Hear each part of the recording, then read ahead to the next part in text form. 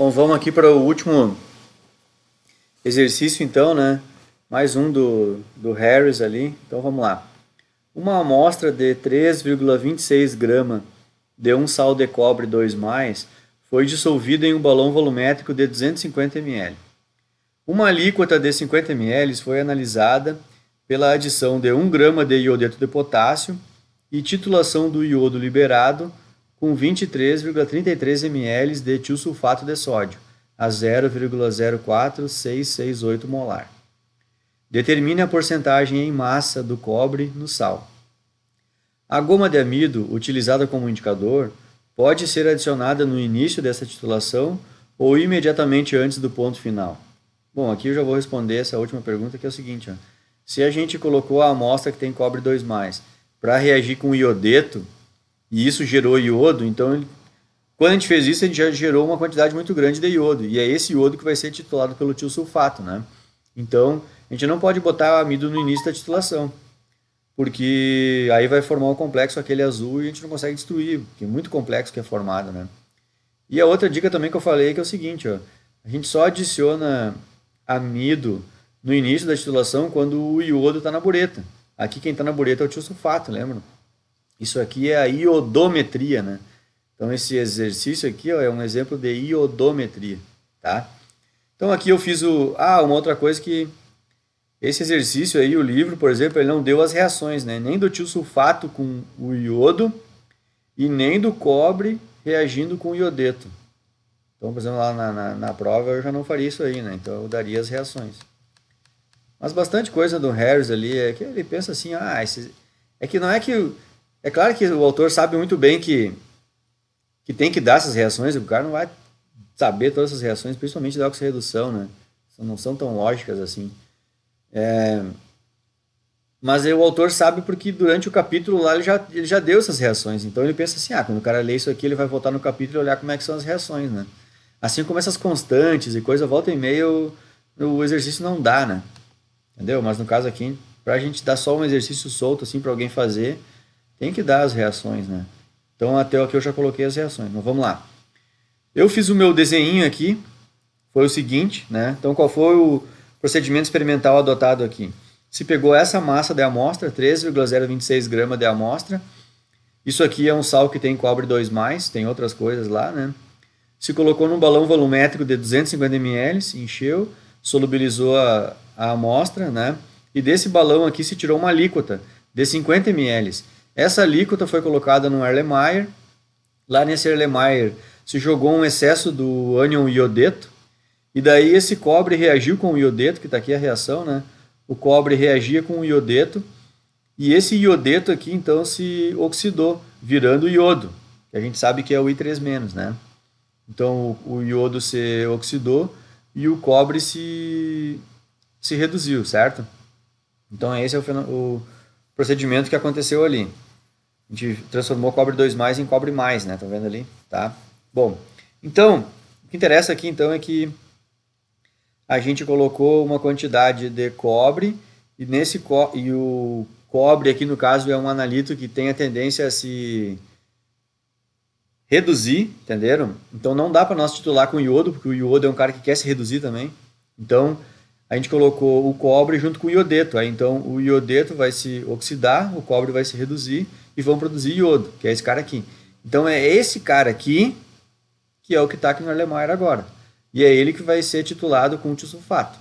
E aí então essa titulação foi feita e se gastou esse volume aqui de tiosulfato e a concentração desse tiosulfato era essa aqui. Tá? Então olhem só, que vocês vão ver que é a mesma lógica aqui de raciocínio. O que eu fiz? Primeira coisa é calcular quantos mol de tiosulfato caiu da bureta. Então eu vim aqui, uma solução molar tem 1 mol em 1 litro. Nesse volume aqui gasto na titulação, quantos mol vai ter? Regra de 3 está aqui a resposta. Então eu sei que em 1 molar, se uma solução for 1 molar, eu vou ter esse número de mol em 23,33 ml. Deixa eu dar uma aumentadinha aqui, porque... né? Então, ó, em 23 ml. Nesse mesmo volume de 23,33 ml, quantos mol eu vou ter quando a concentração for essa aqui, ó, que é a concentração do tiosulfato? Aí a regra de 3 veio para o lado de cá, esse número vezes esse, dividido por 1, está aqui a resposta. Esse aqui é o número de tiosulfato, número de mol de tiosulfato que caiu da bureta. Agora eu tenho que olhar qual é a estequiometria do tiosulfato com o iodo. Vejam que a cada 2 mol de tiosulfato ele reage com 1 mol de iodo. Ou seja, se eu sei a quantidade de tiosulfato, a quantidade de iodo é a metade. Isso aqui é fácil de fazer.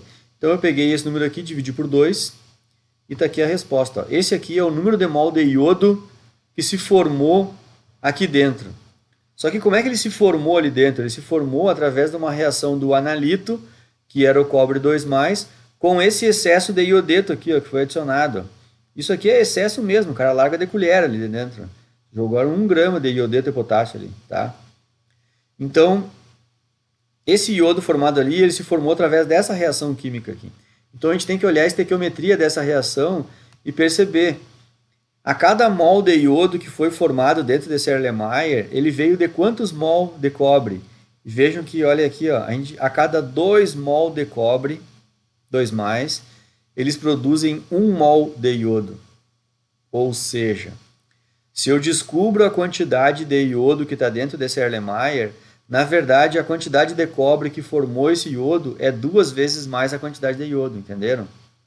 Ó, cada iodo que estava aqui, ele foi produzido por uma quantidade de 2 cobres.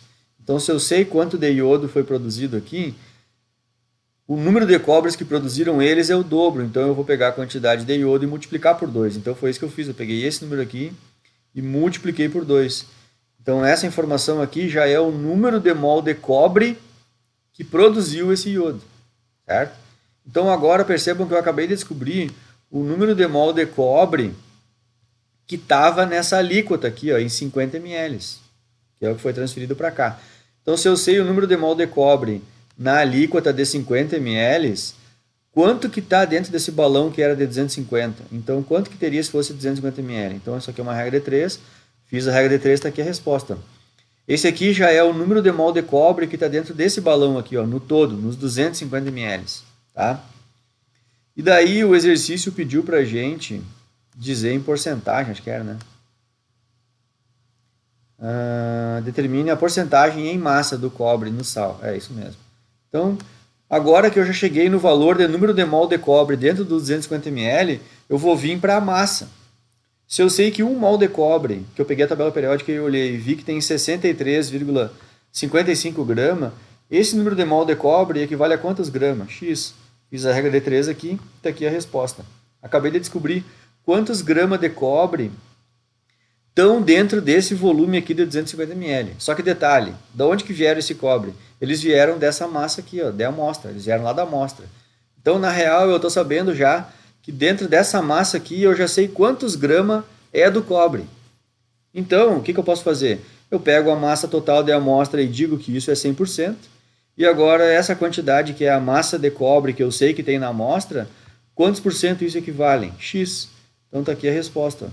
Eu posso dizer que a quantidade de cobre 2+ na minha amostra é 11,44%. Né? Se eu quiser arredondar em 2 casas, lembrem, né? Se eu quero arredondar isso aqui para 2 casas e a terceira casa ela é do número 4 para baixo, eu mantenho o número 3. No momento que essa terceira casa aqui já começa a ser 5 ou mais, aí eu aumento um dígito aqui. Então, se eu quiser escrever isso aqui 11,40 com 2 casas depois da vírgula, isso aqui vai ficar 11,44. Vocês sabem fazer isso, né? Tipo aqui, se quiser mandar o Excel arredondar, a gente pode vir aqui, formatar a célula, deixar a célula em número com 2 casas e o Excel vai arredondar. Viram lá o que ele fez? Ó, antes estava esse número, 43, e o Excel sabe disso.